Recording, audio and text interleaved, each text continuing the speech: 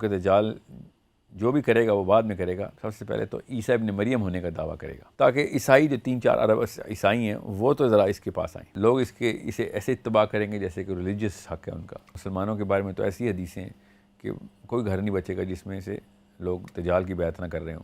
امام نووی نے کہا کہ جو غور سے سورہ کہف کو پڑھ لے گا تو اس کے اندر سے اس کو نشانیاں مل جائیں گی کہ دجال کو ڈیل کیسے کرنا ہے. سورہ کہف کی تک یہ بات ضروری ہے کہ سورہ کہف کو پہلی 10 آیتوں کے اندر جو 6-7 پہلی آیتیں ہیں وہ تو نصرانی عقیدے کے خلاف ہیں، کیونکہ دجال جو بھی کرے گا وہ بعد میں کرے گا. سب سے پہلے تو عیسیٰ ابن مریم ہونے کا دعویٰ کرے گا، ورنہ نصرانی اس کے پیچھے نہیں آئیں گے.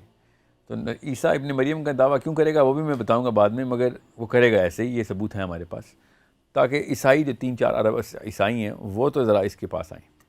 جب پوری دنیا کے 4 ارب بندے اس کو پہلے سے عیسیٰ ابن مریم مان رہے ہوں گے تو آدھی گیم تو یہ جیت چکا ہے نا. 7 کے اوپر 4 ارب کی فوج تو اس کے پاس آ چکی ہے. اس کے بعد کہیں جا کے اس نے انجیل سے توریت کا سفر کرنا ہے، اور پھر یہاں تک کہ کیا پتہ قرآن کا بھی سفر کرے، کیونکہ ہے تو یہ ریلیجس فگر ہی. کیونکہ ایسے باتیں اس کی ساری نبوت اور خدائی کی ہیں. یہ کوئی لبرل لیفٹ فلینک کا بندہ نہیں ہے، یہ رائٹ فلینک کا کوئی ریلیجس فگر ہی ہے. دوسرا لوگ اسے ایسے اتباع کریں گے جیسے کہ ریلیجس حق ہے ان کا.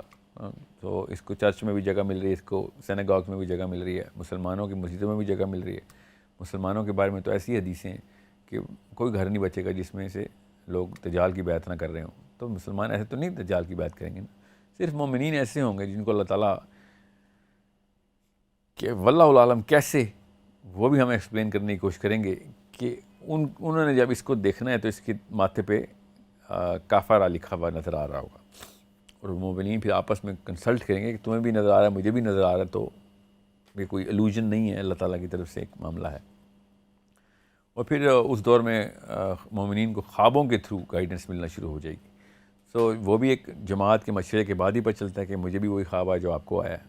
یہ فرد کے طور پہ گائیڈنس سسٹم نہیں ہے، یہ جماعت کے طور پہ گائیڈنس سسٹم ہے. سو زیادہ تر لوگ تو اس پہ ریلیجس بیعت ہی کر رہے ہیں، یہودی بھی، مسلمان بھی، عیسائی بھی.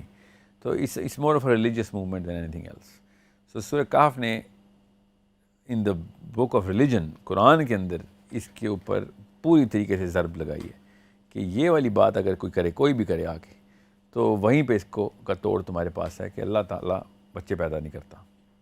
اور یہ جو الزام لگا رہے ہیں، اللہ اس الزام سے پاک ہے، اس تہمت سے پاک ہے کہ اللہ کے یہاں کوئی بیٹا ہے، اور اسی کو انہوں نے بنا لیا ہوا ہے. اب 9ویں 10ویں 11ویں آیت کے اندر ہی اب اصحاب کہف شروع ہو رہا ہے. تو نبی اسلام نے بھی پہلی 10 آیتوں کا ہے تو اصحاب کہف بیچ میں شامل ہوتے ہیں. تو اس دوران اصحاب کہف کا یہ واقعہ جو ہے نا بہت ریلیونٹ بن جاتا ہے. ایون دو اور بھی حدیث ہیں، میں آپ کو سورہ کہف کی ایک حدیث سنا کے یہ بات ذرا اور ڈیپتھ میں لے جاؤں کہ ایک صحابی نے دیکھا کہ ایک گھر کے اوپر بادل کا ایک ٹکڑا آ کے رک گیا ہے. یہاں تک کہ باقی کے لوگوں نے بھی دیکھا، اور اس گھر کے باہر جو گھوڑا بندھا ہوا تھا وہ بھی فیل کر گیا، اس نے ہنہنانا شروع کر دیا اور بہت عجیب واقعہ ہونا شروع ہو گیا. تو انہوں نے پوچھا کہ اندر کیا ہو رہا ہے؟ تو اندر اس بندے نے کہا میں تو سورہ کہف کی تلاوت کر رہا تھا. تو سورہ کہف کی تلاوت سے آپ یاد رکھیے گا ذوالقرنین کو بھی بادلوں پہ چلنے کی طاقت تھی. ٹھیک ہے، یہ سمجھنے کے یہاں پہ ایک نقطہ یہ ہے. تو سورہ کہف کے پاس کے اندر ہے تو صحیح یہ معاملہ.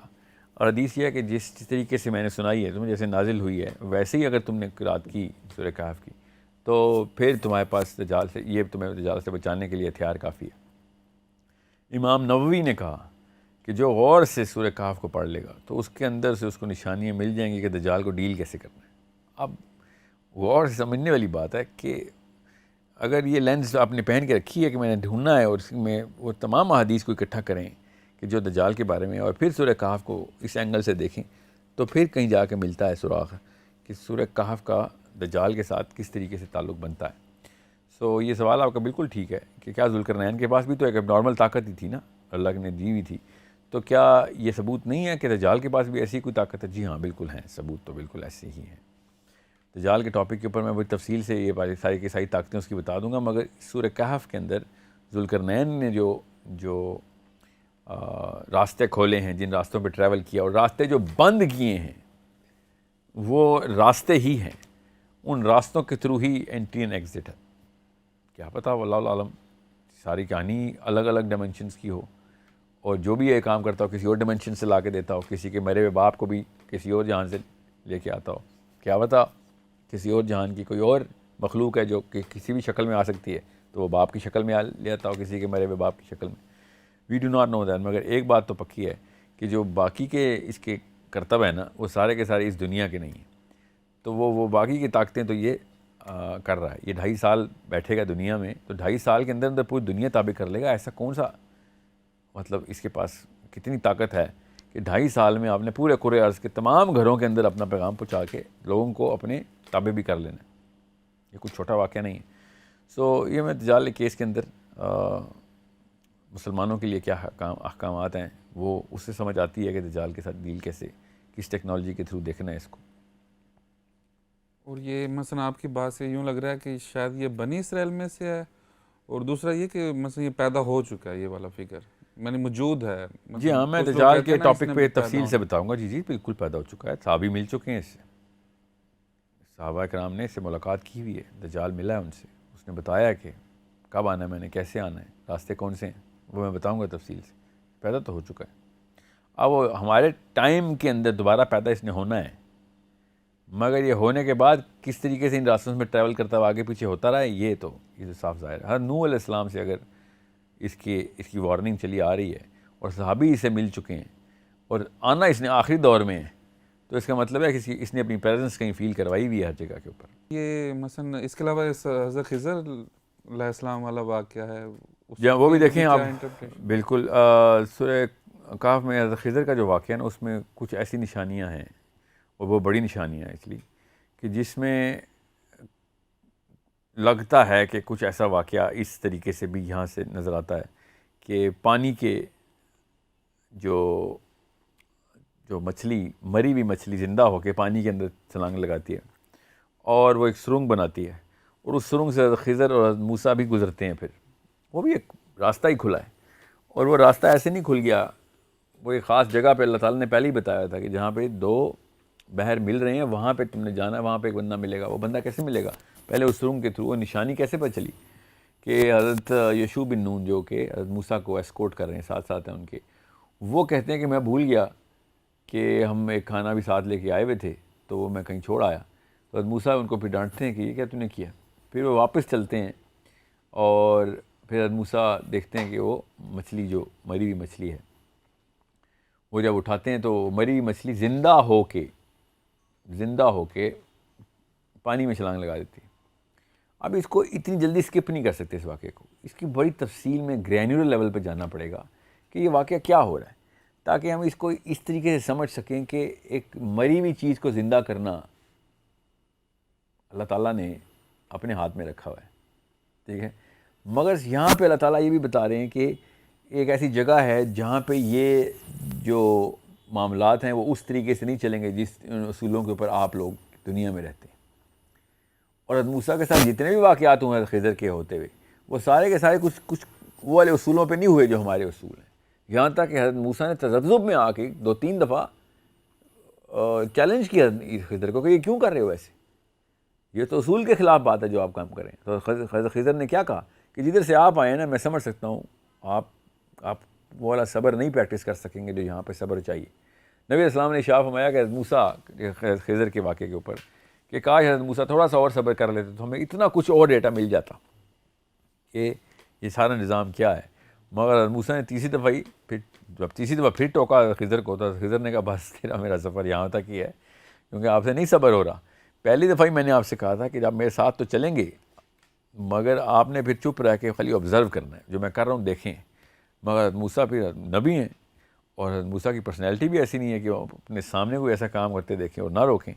تو وہ جس ریلم کے اندر, جس جہان میں وہ والے کام ہو رہے ہیں, وہ اس جہان کے اصولوں کے خلاف ہیں.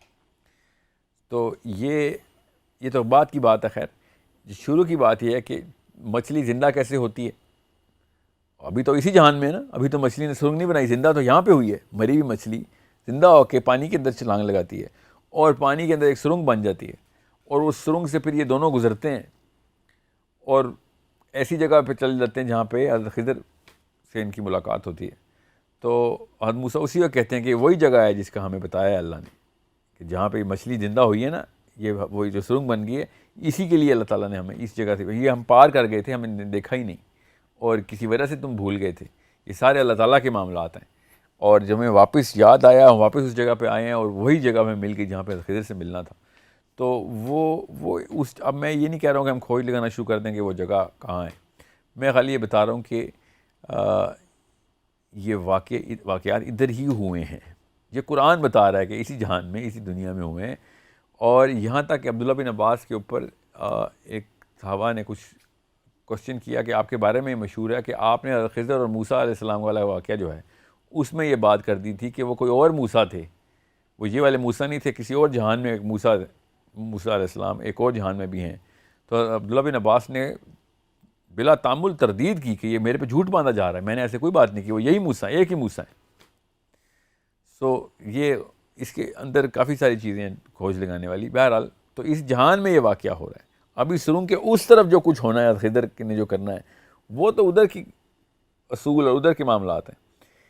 ادھر اور ادھر کے بیچ میں جو سرنگ بنی ہے کیوں نہیں ہمیں وہ نظر آ رہی اتنی بڑی، کیوں اس کو ایسی گزار دیتے ہیں؟ اتنا بڑا واقعہ، شیپ تک بتائی جا رہی ہے سرنگ کی، مگر ہم نے وہ دیکھنی نہیں ہے اور اس پہ سوچ بچار ہی نہیں کرنا. یہ ہے امام نووی جو کہہ رہے ہیں نا کہ اگر سورہ کہف کو پوری طریقے سے غور سے دیکھو گے تو تمہیں مل جائیں گی نشانیاں کہ دجال کے ساتھ کس طریقے سے ڈیل کرنا ہے آپ نے. ٹھیک ہے، تو اگلے کچھ پروگرام میں بتاؤں گا کہ یہ سرنگیں جو ہیں نا یہ پہاڑوں میں کھلتی ہیں، یہ ساری ڈیمینشنز کے دروازے پہاڑوں میں ہیں، اور نبی اسلام نے دجال کے ٹائم پہ پہاڑوں میں جانے کا ہی حکم دیا مسلمانوں کو، پہاڑوں کا رخ کرو، اس کو لڑائی کرنے کی ضرورت نہیں ہے، نہ ہی تم کر سکتے ہو اس سے لڑائی. جب تمہیں پتہ چل جائے کہ دجال آ گیا ہے، ان 2.5 سالوں کے اندر تم بس بھاگ رہے ہوگے تم اس سے، اور پہاڑوں کی طرف بھاگو. اور ان پہاڑوں کے اندر سورہ کہف کی جو کمبینیشن کی ہے نا، وہاں سے آپ کو راستے ملیں گے جہاں سے آپ نکل سکیں گے دجال سے بچ کے، جتنا بھی بچ سکے، جب تک کہ عیسیٰ علیہ السلام آتے نہیں ہیں اور پھر اس کے ساتھ وہ معاملہ نہیں کرتے جو ہمیں پتہ ہوا ہے.